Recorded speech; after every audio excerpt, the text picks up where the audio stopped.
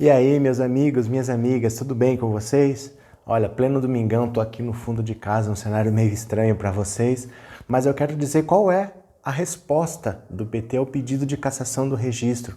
Há uma carta oficial que foi assinada pela Gleisi Hoffmann, que eu vou ler para vocês, tá? Para vocês saberem em que pé está essa situação. Antes, para quem não me conhece, o meu nome é Roberto Cardoso. Se você chegou aqui pela primeira vez, eu peço para você já se inscrever no canal, ajude a fortalecer o nosso trabalho, porque nós estamos aqui sábado, domingo, feriado, trazendo informação para você. Então dá essa fortalecida que é um segundinho, clique, você já está inscrito no canal. Pode ser?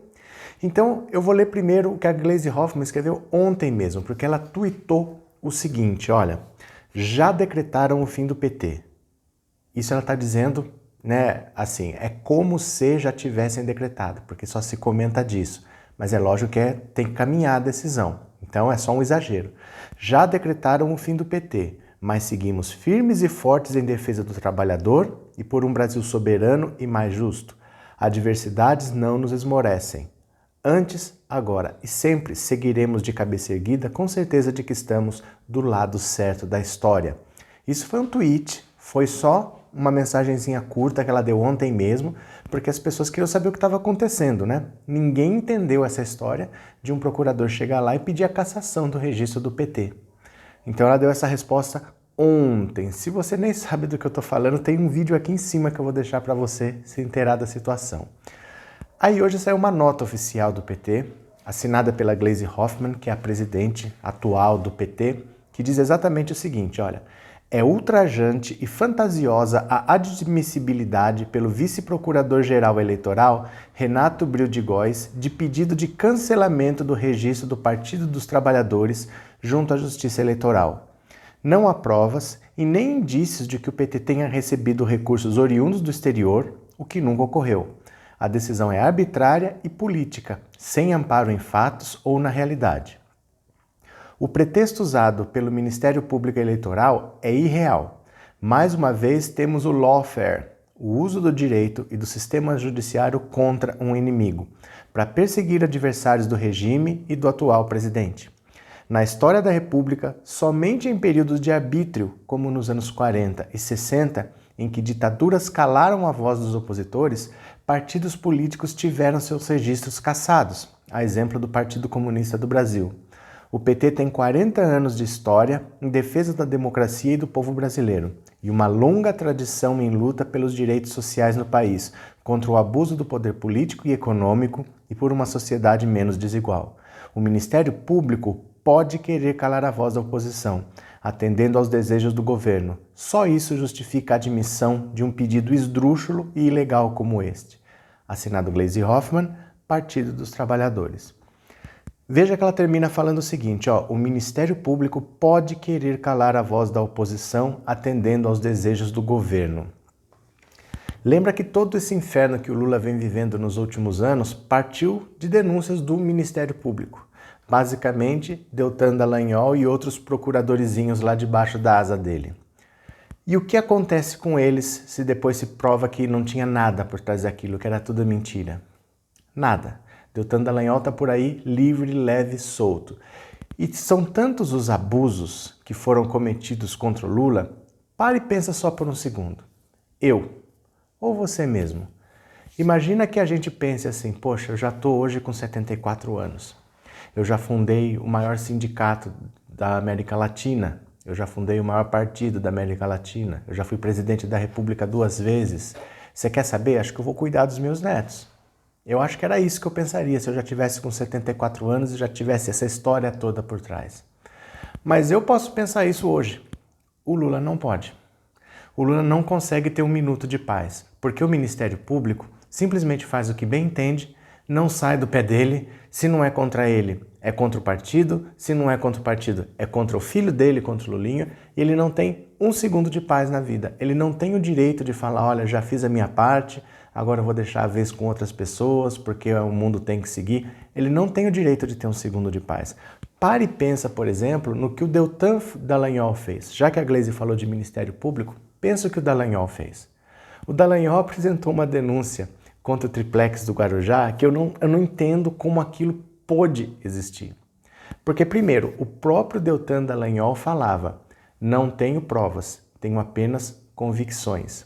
Veja, a pessoa que está te denunciando diz que não tem provas. E um pedido desse é aceito. Veja, um pedido sem provas dito pela pessoa que denunciou. Está dizendo que não tem provas. Mas sabe o que é pior? É que assim, a gente sabe também que a reforma não foi feita, né? A reforma não foi feita, hoje já foi provado, já se entrou lá, não tem a reforma que foi feita, mas acusa-se a reforma de ter sido uma propina que seria uma lavagem de dinheiro. Olha o problema de você falar isso. Vamos ver aqui, por exemplo, o que é uma propina. Já pararam para pensar que é uma propina? Ó, propina é um valor pago a um agente público para permitir a realização de atos ilegais ou indevidos. Vou ler de novo. Propina é um valor pago a um agente público para permitir a realização de atos ilegais ou políticos. Então você tem que dar um dinheiro ou um benefício para um agente público. Veja, o Lula já não era mais presidente da República desde 2010. Essa reforma teria acontecido, que nem aconteceu em 2014. Então ele já não era mais agente público. Eu nunca entendi falar que a propina foi dada a um ex-presidente. Porque você dá propina para quem pode assinar alguma coisa para você, né? Então você daria a propina para o presidente da República, não para um ex-presidente. Por isso que a lei fala, é uma vantagem dada a um agente público, porque é alguém que assina. Mas tem pior, para obter vantagem indevida. Você tem que ter uma contrapartida. Para você dizer que houve propina, alguém deu o dinheiro e recebeu alguma coisa em troca. Não se diz no processo do Triplex do Guarujá o que foi dado em troca. Então você tem um dinheiro que foi dado a um ex-presidente, entre aspas, um dinheiro que foi dado a um ex-presidente, em troca de nada. E isso foi considerado propina. Pode piorar?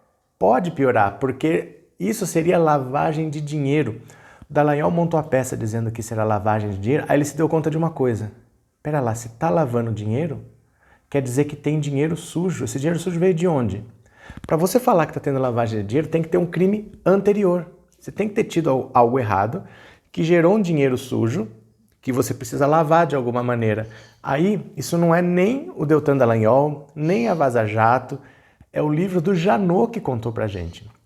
Dallagnol pegou um avião, saiu de Curitiba, foi lá para Brasília falar com o procurador-geral, que é o chefe dele, falando: preciso que você ofereça uma denúncia por organização criminosa contra o Lula.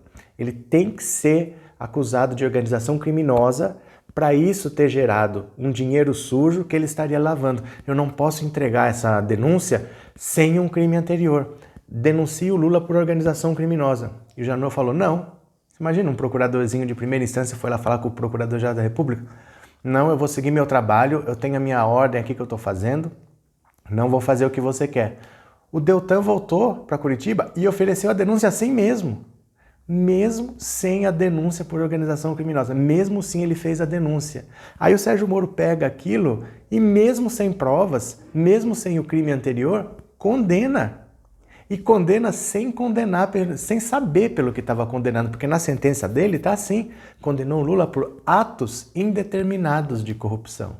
Quer dizer, nem ele sabe pelo que ele estava condenando e o Lula até hoje não sabe por que ele passou 580 dias preso. Você percebe a loucura que é isso? Perdão. Os procuradores estão tão fora de noção que em 2016 pouca gente lembra, mas teve um tal de Wellington Divino, um procurador também, em 2016 ofereceu uma denúncia contra o Lula, porque em 2010, quando o Lula deixou de ser presidente da República, o presidente recebe vários presentes. Esses presentes não pertencem à pessoa, pertencem à presidência da República. Então ele dizia que o Lula teria ficado com um crucifixo. E esse crucifixo não era do Lula, era da presidência, então o Lula teria que ser preso. Olha, em 2016, ele foi procurar um crime que ele dizia que o Lula teria ficado com um crucifixo. Não é apartamento em Paris, não. Tá? Ninguém está denunciando que o Lula tem apartamento em Paris que ninguém investigou. Um crucifixo que ele achava que deveria estar lá nos bens da presidência da República e não estava. Então ele pedia a prisão do Lula. Então o Lula tem chance de ter paz, o Lula tem chance de falar: vou tocar minha vida, vou cuidar dos meus netos, o PT pode viver a vida dele. Enquanto o Ministério Público faz o que bem entende e não é penalizado por isso, essas pessoas não têm paz. E se eles não têm paz, eu não tenho paz, você não tem paz. Porque quando sai do controle, parece que o problema está lá, né? Mas quando sai do controle, pode ser com qualquer um de nós. Mesmo que nada disso seja aprovado e mesmo que nada seja culpado, o PT tem advogados. Chega um processo desse, encaminha lá para o jurídico. Mas e se fosse você? E se fosse eu? Você pensa assim, né? Ah, mas quem vai oferecer uma denúncia contra mim? A gente não sabe o dia de amanhã. Né? Eu não sei se amanhã, por exemplo, eu posso ficar uma pessoa conhecida na cidade onde eu moro, aí um partido opositor tenta inventar alguma coisa para me prejudicar. Eu não tenho advogado. Eu não tenho departamento jurídico. Mesmo que eu prove minha inocência, isso custa dinheiro, isso custa tempo, eu poderia estar fazendo outras coisas, estou perdendo minha energia nisso. Então o Ministério Público é uma ferramenta importantíssima que o povo brasileiro ganhou, mas o procurador é um ser humano como qualquer pessoa. Se ele comete abusos, exageros, ele tem que ser punido. Nós não podemos ver o seu Deltan Dallagnol livre, leve e solto por aí, depois de conseguir tirar o presidente da República da disputa presidencial, prendeu o cara por 580 dias e fica por isso mesmo. Deltan Dallagnol queria pegar aquele fundo da Petrobras de 2,5 bilhões de reais e queria formar um partido político praticamente. Ele não ia formar um partido, mas ele queria pôr procuradores, um em cada estado. Com esse dinheiro ia ser usado para bancar as candidaturas deles. Ele queria eleger um senador por estado. Ele falou, a Lava Jato vai ter um senador em cada estado, 1/3 do Senado vai ser meu. Ele até riu, tá na Vaza Jato, ele riu e falou, coitado do Álvaro Dias no Paraná, porque a vaga de lá é minha. Olha a prepotência, a arrogância dessas pessoas e fica por isso mesmo. Agora um procurador eleitoral oferece uma denúncia como essa, vai, acata e agora vai esse processo todo de encheção de saco. Deve dar em alguma coisa? Provavelmente não. Mas imagina se uma pessoa como Lula tem paz. E é muito grave que aconteça isso de você ter um órgão tão importante como o Ministério Público fora de controle. Virou um partido político, virou uma ferramenta política de perseguição a oponentes. O que você acha disso? Escreve para mim aqui nos comentários, tá certo? Um grande abraço para vocês e eu já fui!